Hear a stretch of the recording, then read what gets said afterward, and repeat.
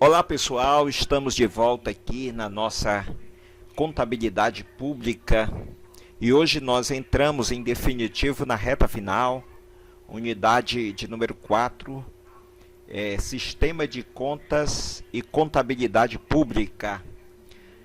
O sistema contábil é a estrutura de informações para identificação, mensuração, avaliação, registro, controle, evidenciação dos atos e dos fatos da gestão do patrimônio público, com o objetivo de orientar o processo de decisão, a prestação de contas e a instrumentalização do controle social. Então, o sistema contábil, ele podemos dizer assim, ele é a gestão do patrimônio público que tem o objetivo de usar mecanismos de mensuração, avaliação, registro, no sentido de dar ao gestor instrumentos e mecanismos necessários para a tomada de decisão e também ele serve como instrumento do controle social. Esse sistema ele é organizado em subsistemas de informações que oferecem produtos diferentes em razão das especificidades demandadas pelos usuários e facilitam a extração de informações, né? O sistema contábil ele se estrutura nos seguintes subsistemas, né? É o subsistema de informações orçamentárias. Ele registra, processa, evidencia os atos e os fatos relacionados ao planejamento e à execução orçamentária, né?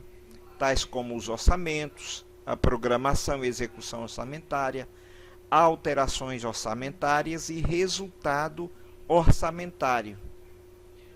Já o subsistema de informações patrimoniais, ele registra, processa e evidencia os fatos financeiros e não financeiros relacionados com a variação do patrimônio público, subsidiando a administração com informações tais como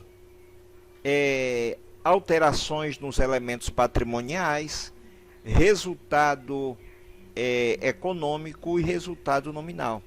Nós temos também o subsistema de custos. Ele registra, processa e evidencia os custos da gestão dos recursos e do patrimônio público, subsidiando a administração com informações tais: custos do programa, bom e uso dos recursos públicos e custos das unidades contábeis. Então, o sistema de custo, o objetivo dele é registrar, e não só registrar, mas subsidiar a administração pública, né?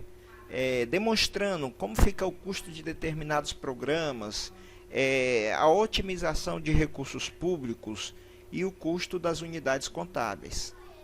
Nós temos também o subsistema de compensação. Ele registra, processa e evidencia os atos da gestão cujos efeitos possam produzir modificações no patrimônio da entidade do setor público, bem como aqueles com funções específicas de controle, subsidiando a administração com informações tais como alterações potenciais nos elementos patrimoniais, acordos, garantias e responsabilidades, né?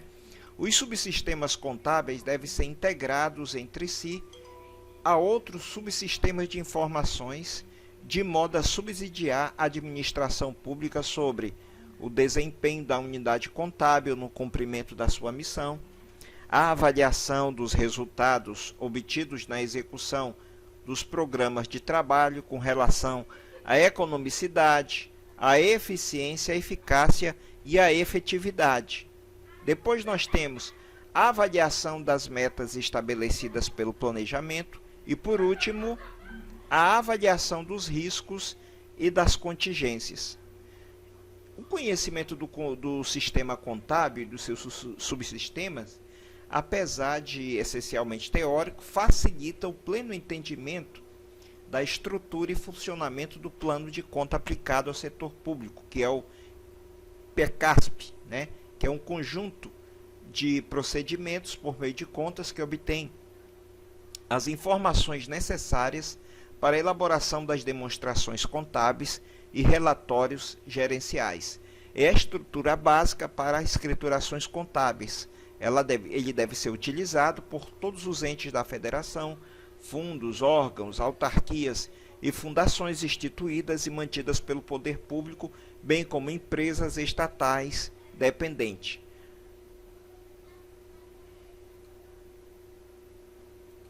Muito bem, vamos às demonstrações aplicadas ao setor público.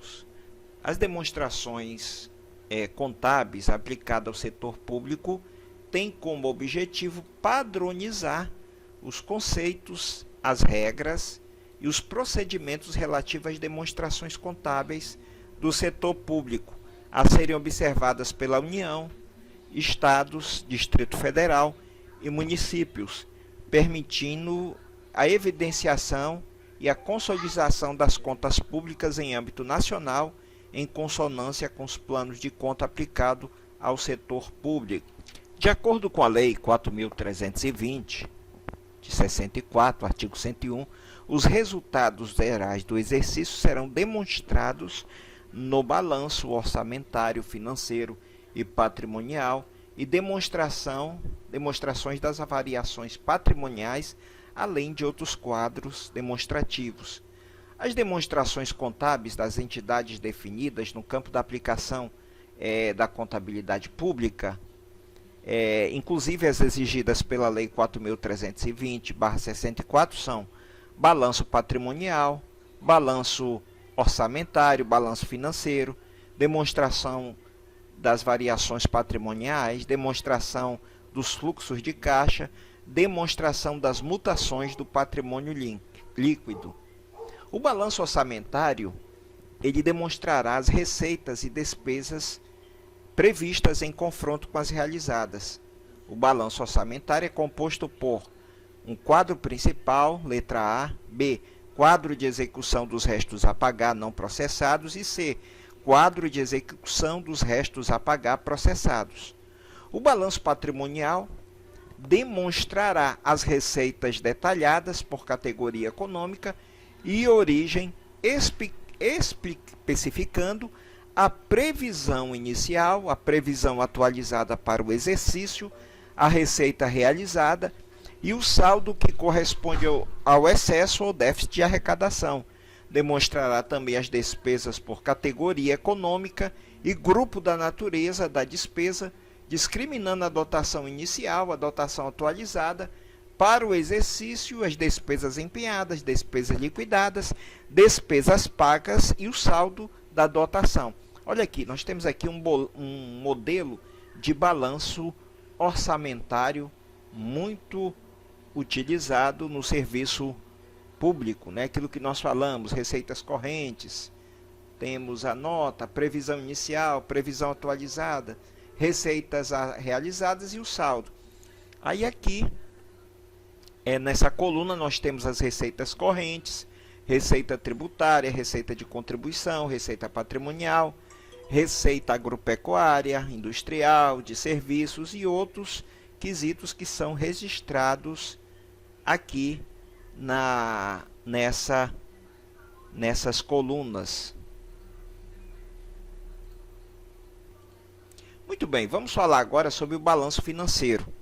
O balanço financeiro, ele evidencia as receitas e despesas orçamentárias, bem como os ingressos e os dispêndios extra-orçamentários, conjugados com saldos de caixa do exercício anterior e os que se transferem para o início do exercício seguinte. O balanço financeiro é composto por um único quadro que evidencia a movimentação financeira das entidades do setor público, demonstrando a receita orçamentária realizada e a despesa orçamentária executada por fonte e a destinação do recurso, discriminando as ordinárias e as vinculadas. B. Os recebimentos e os pagamentos extraordinários. C. As transferências financeiras recebidas e concedidas, decorrentes ou independentes da execução orçamentária, destacando os aportes dos recursos para o RPPS, né? Também o saldo em espécie do exercício anterior para o exercício seguinte, né? Então, o balanço financeiro ele possibilita a apuração do resultado financeiro do exercício. Olha o modelo aqui para você visualizar. Agora vamos ao balanço patrimonial.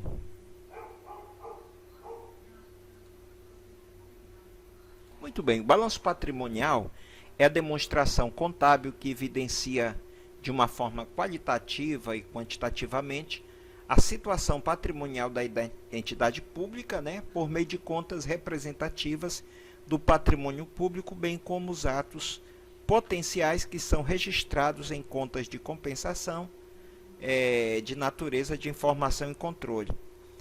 Os ativos e passivos são conceituados e segregados em circulantes e não circulantes.